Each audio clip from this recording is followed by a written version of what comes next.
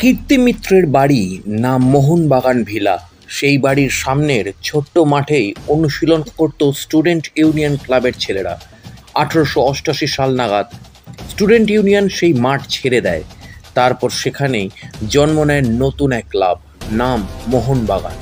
1889 সালের 15ই আগস্ট মিত্র ও সেন পরিবারের সাহায্যে ভূপেন্দ্রনাথ বসু স্থাপন করলেন মোহনবাগান স্পোর্টিং ক্লাব। মোহনবাগান ক্লাবের মূল মন্ত্র ছিল play game in the spirit of the game.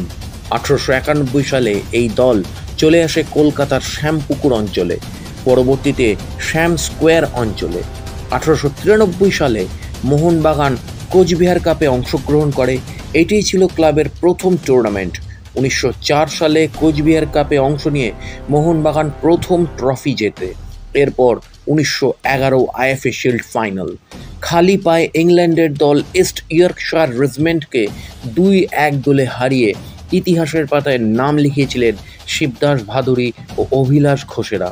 পরাধীন দেশে সেই সময় সাহেবদের হারিয়ে মোহনবাগানের এই শিল্ড জয়ের ঘটনা সমগ্র দেশ জুড়ে আলোড়ন তোলে। খেলার মাঠে সাহেবদের মুখোমুখি লড়াইয়ে খালি পায়েও যে হারানো সম্ভব সেটাই দেখিয়ে দেয় মোহনবাগান। এই ঐতিহাসিক জয় ছিল পরাধীন ভারতে ব্রিটিশ শাসনের বিরুদ্ধে চোখে চোখ রেখে লড়াইয়ের অপর নাম, যা উদ্বুদ্ধ করেছিল স্বাধীনতার সংগ্রামীদের। একথা কম বেশি সকলেরই জানা, কিন্তু এরপর কি হয়েছিল সেটা অনেকেরই অজানা। জানতে হলে পিছিয়ে যেতে হবে 111 বছর আগে। 1911-র 10ই জুলাই শিল্ডের খেলা শুরু হয়। একের পর এক ম্যাচ জিতে ফাইনালের টিকিট পাকা করে মোহনবাগান। শেষ পর্যন্ত 29শে জুলাই অত্যাচারী ইংরেজদের বিরুদ্ধে খেলার মাঠে জয়ের স্বপ্ন নিয়ে নেমে লাখখানেক দর্শকের সামনে খালি পায়ে দুর্ধর্ষ ফুটবল খেলে ইস্ট ইয়র্ক দলের বিরুদ্ধে 2-1 গোলে জিতে চ্যাম্পিয়ন হয় মোহনবাগান। খেলার পর অভিনন্দনের বন্যার মধ্যে দিয়ে একে একে খেলোয়াড়রা হেঁটে আসছিলেন তাঁবুর দিকে। তখন মোহনবাগানের অন্যতম খেলোয়াড় রেভারেন্ড সুধীর চট্টোপাধ্যায়কে ফোর্ট উইলিয়ামের ব্রিটিশ পতাকার দিকে আঙ্গুল দেখিয়ে এক বৃদ্ধ বলেছিলেন, মাঠে তো জেতা হলো, কিন্তু ওইটা কবে নামবে? সুধীরবাবু উত্তর দেওয়ার আগেই পাশে থাকা তার এক বন্ধু বলেছিলেন, যেবার মোহনবাগান দ্বিতীয়বার শিল্ড জিতবে। অদ্ভুতভাবে 1911-র পর মোহনবাগান দ্বিতীয়বার আইএফএ শিল্ড জিতেছিল সেই 1947 সালেই। এদিকে খেলার পর অগুন্তি বাঙালি তথা ভারতীয় আনন্দে উচ্ছ্বাসে দিকবিদিক জ্ঞান শূন্য হয়ে পড়েছিল। সেদিন অগন্তি মানুষের ভিড় ঠেলে মোহনবাগানের 11 জন খেলোয়াড় যখন এলেন প্রেসিডেন্সি তাঁবুর সামনে, ফুলে সাজানো ঘোড়ার গাড়ি নিয়ে সেখানে অপেক্ষা করছিলেন মোহনবাগানের সেক্রেটারি শৈলেন্দ্রনাথ বোস। সেই গাড়িতে একে একে খেলোয়াড়রা উঠে পড়লেন। সামনে শিল্ড, ঠিক তার পেছনেই দাঁড়িয়ে দলনায়ক শিবদাস ভাদুড়ী। চারিদিকে তারস্বরের জয়োল্লাসের চিৎকার। সম্মুখ গতিতে চলতে শুরু করলো বিজয়যাত্রা। ময়দান ছেড়ে ধর্মতলায় পৌঁছলো। সেদিন সাহেবপাড়ার ত্রিসীমানায় একজনও ইউরোপীয় নেই। সাহেবী হোটেল, দোকানপত্রের ঝাঁপ ফেলা। রাজপথ জুড়ে কেবল ভারতীয়দের উল্লাসধ্বনি। ধর্ম, সম্প্রদায়, জাত সব মিলেমিশে একাকার হয়ে গিয়েছিল সেদিন। শোভাযাত্রা যত এগোচ্ছে তত ভিড় বাড়ছে।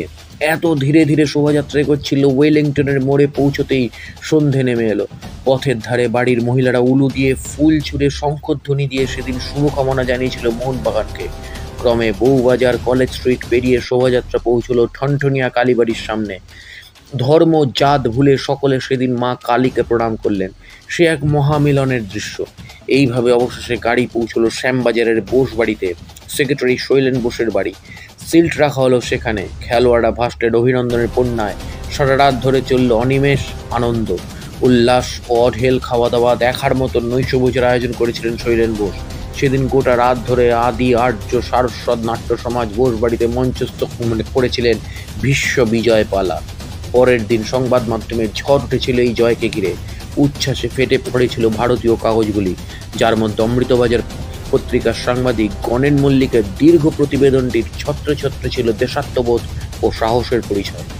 1911 সালে দাঁড়িয়ে এহেন প্রতিবেদন লেখা খুব সহজ কাজ ছিল না, কারণ 1910 সালে ব্রিটিশ সরকার চালু করেছিল কড়া প্রেস অ্যাক্ট। সেসব মনে রেখেও নিজের কলমের সঙ্গে আপোষ করেননি গণেনবাবু। অমৃতবাজার পত্রিকায় প্রথম তাদের সম্পাদকীয়তে সেদিনের 11 জন খেলোয়াড়কে অমর একাদশ বলে সম্মানিত করেছিল। আইএফএ শিল্ড জয় ব্রিটিশদের বিরুদ্ধে স্বাধীনতা সংগ্রামের অন্যতম অধ্যায় ছিল বলেই মনে করেন সকলে। ব্রিটিশদের হারিয়ে ইতিহাসের পাতায় চির অমরত্ব লাভ করেছিলেন সেদিনের সবুজ মেরুনের স্বপ্নের 11, যা নিয়ে 2011 সালে তৈরি হয়েছিল 11 নামক সিনেমাও।